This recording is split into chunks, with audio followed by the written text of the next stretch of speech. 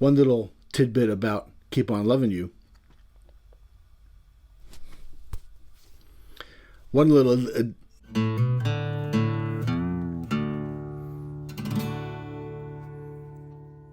Hey everybody, John with Vinely here. Welcome to another 5 on Friday. Today's album is this one, High Infidelity by... I gotta be careful where I put my hands here. High Infidelity by REO Speedwagon. This was REO Speedwagon's 9th album, believe it or not. But it is the one that broke through for them. It produced their first #1 hit, which was Keep On Loving You. And this is one of those albums that if you're in the mood to hear REO Speedwagon's style of music, you can put this album on and you don't have to skip anything. I mean, especially side 1. Listen to this side 1. Don't Let Him Go. You know these songs, right? Don't Let Him Go. Keep On Loving You. Follow My Heart. In Your Letter. And Take It On the Run. That's side 1. Unbelievable. Side note. The first time I heard the song In Your Letter, I thought they were singing to a woman named Inuletta. I thought that for a long time. I thought that for probably longer than I should have thought that.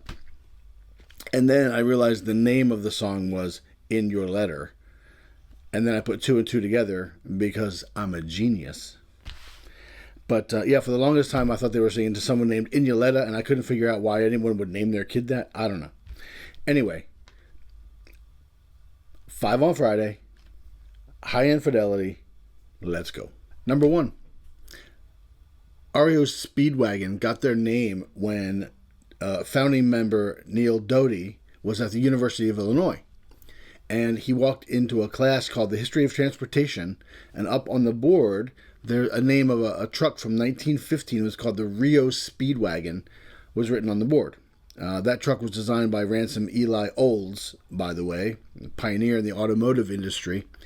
But the truck was called the REO Speedwagon. He liked that name, but instead of calling them the band REO Speedwagon, they separated the letters, and of course, it's called REO Speedwagon. At first, they included the periods in between the R, the E, and the O to make sure that people pronounced it that way, but eventually they dropped the periods, and they're still called REO Speedwagon. Number 2, let's talk about the title and cover art on High Infidelity. So the album's called High Infidelity, which is a play on the words In High Fidelity, which used to appear on album covers way back in the day. And if you notice, the words high and fi are highlighted in the title. Hi-Fi, High Fidelity.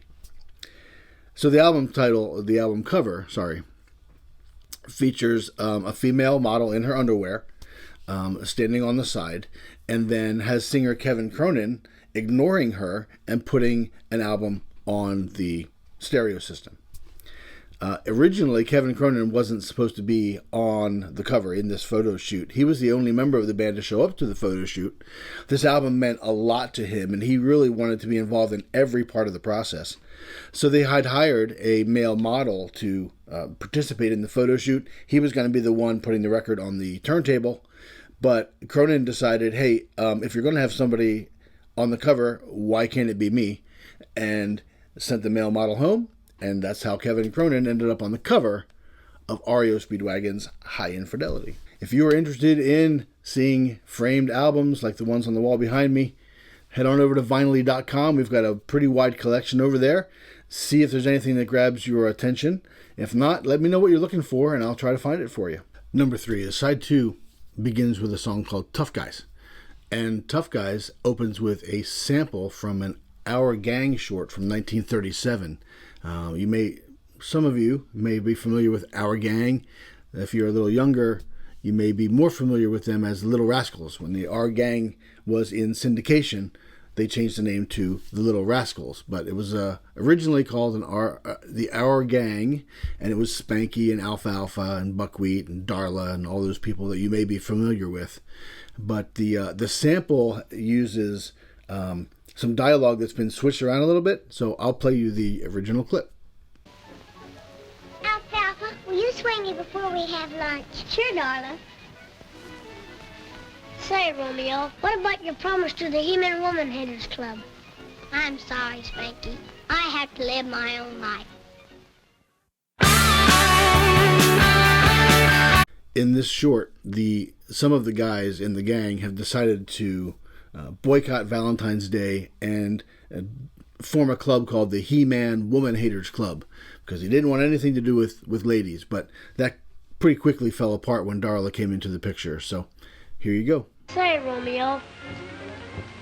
Excuse me, Darla. What's the idea of that? Can I help it if Darla falls for me? What about your promise to the He-Man Woman Haters Club? I'm sorry, Spanky. I have to live my own life. Alfalfa, will you swing me before we have lunch? Sure, Darla. Number 4. For the song Keep On Loving You, Kevin Cronin actually had written the initial piano part and brought it into the studio to play for the rest of the band. Now, typically what they would do, if somebody had a good idea, they would start playing it, and the rest of the band would join in and see if something would come of it as a band. So Kevin started playing the piano part on Neil Doughty's piano. Nobody was joining in. It really wasn't the style of music that they were used to, and they kind of just ignored him. He just kept playing it over and over and over. Eventually, Gary Richrath jumped on guitar, plugged into a big stack of Marshalls, and started playing power chords over the song. Cronin is convinced that he did that only to drown him out. But it turned out to be exactly what the song needed. And they finally all came together and finished this song. They were very, very proud of it. And then Epic did not want to release the song as a single. They had to convince Epic Records to release the song as a single. Next thing you know, number 1. One additional tidbit about Keep On Loving You. The video for the song was the 17th video played on MTV. Number 5. So for the song Take It On the Run, singer Kevin Cronin was at guitar player Gary Richrath's house listening to some of Gary's demos. He had put together a bunch of demos of songs, little things he was working on to see if anything might spark some inspiration, and they were looking for more material for the album, right? So nothing was really standing out, and they got kind of to the end of the night, and Gary says, well, I have this one other song. It's kind of a slow song. It's called Don't Let Me Down. And Kevin said, well, okay, let's hear it. We're here. Let's hear it. So Gary was typically more of a hard rock feel. That's kind of where his leanings were, toward the hard rock side of things. But he played this slower song for Kevin, and Kevin heard those opening lines, heard it from a friend who heard it from a friend who heard it from another. You've been messing around. And that was all it took. He was like, this is it. This is a song. Let's finish this one. Let's do it.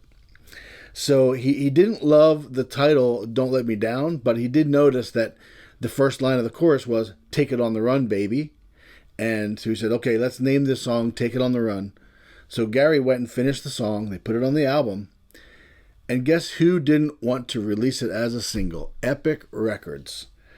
Man, I don't know who was running the A&R department at Epic at this time, but so anyway, the band had to fight for this song to be released as a single. Next thing you know, number 4, and it's all still today. It's one of their best known songs. So that's it for another 5 on Friday. Thank you so much for watching. Please remember to like and subscribe. And as always, have a great day, everybody.